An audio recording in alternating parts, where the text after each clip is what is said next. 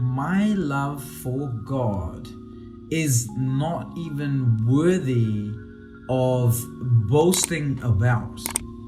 And this is where a lot of people miss it. My love for God is not transformational, guys. I really hope you get what I'm about to tell you, okay? I can only love God because He loved me first. My love for Him is not the powerful part. His love for me is where the power is. The more I receive His love, the more I can give Him love and anyone else love. The more I give myself love. But if I am not good at receiving that love, everything else is hard work. And a lot of people focus so much on how much they love God. Like, I love God. I do this for God. I want to do. How am I loving God? How am I? And that's a very tough spot because you have to try and power this relationship. But the way God designed it was, if I focus on how much He loves me, if I get really good at just receiving His love for me, that's where transformation happens. For some reason, when we come into the kingdom, we forget this, and that's the biggest mistake. Think about it. For me, and you have your own story, but 12 and a half years ago, I didn't even know He loved me.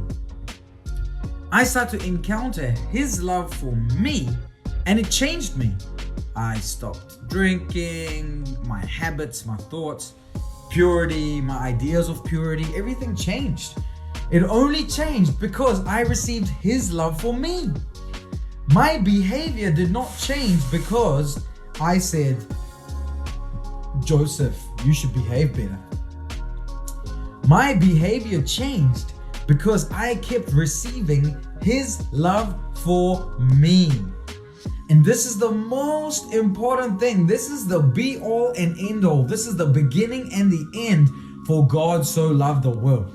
God is love. And when I receive that, my God, like everything else is easy. You got to understand what I'm saying. Like some people talk about, man, I have voices in my head. It's a battle. I'm battling this stuff. No. Your Father will slap all of this out of the way. Do you understand how much He loves you? Last year in November, I was going through a tough time. Maybe between September and November, I was going through a tough time.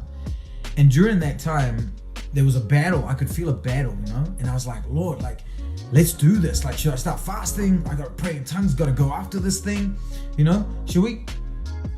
And God was just like, step into me, son. Lean into me. And I was like, yeah, I'm leaning into you. Come on, what are we doing? Warfare? What is it? And He was like, no, just lean into me. And I had this picture of me standing, leaning back into a marshmallow.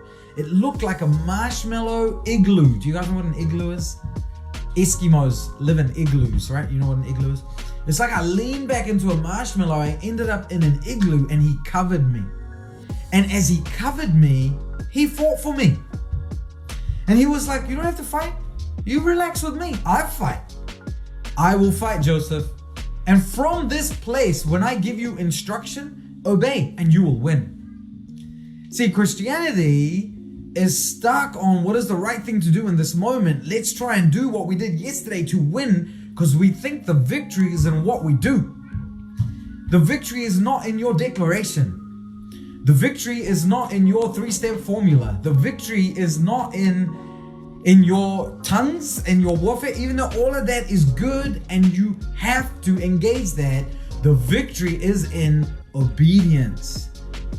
When you get into a battle in your mind and you're hearing voices, like some of you guys for so many years, you have made best friends with the victim mentality. For so many years, you didn't want to confront truth. For so many years, you were happy living an average life. And here comes this random Indian guy with a black and gray beard, and he's telling you to live in truth. And he's starting to show you that there is more and that God has so much for you. And it's challenging your status quo. And it's getting you to ask yourself the question, do I want the more? So of course it's going to be a bit of turmoil, because everything that you thought was normal is now getting shaken up. But that's what's happening to the church. The Sunday meetings, the listening to the one preacher, the way of churchianity is now all shaken up. You get what I'm saying? There is something about you understanding His love for you. I want to encourage you. When you get in trouble, don't try and fight your way out of it. Try and, like when I say try, I don't even necessarily mean like try, like work hard, but lean into Him. The best prayer you can pray when you are facing fear, when you are facing turmoil in your head, when you are facing uncertain circumstances, when you are not sure of how things are going to work out, the best prayer is, Papa, I want to know your love more. I want to lean into your love more, the height, the depth, the width. Who can understand this? That love, man. I want to understand your love more, because the more I receive your love, I automatically transform.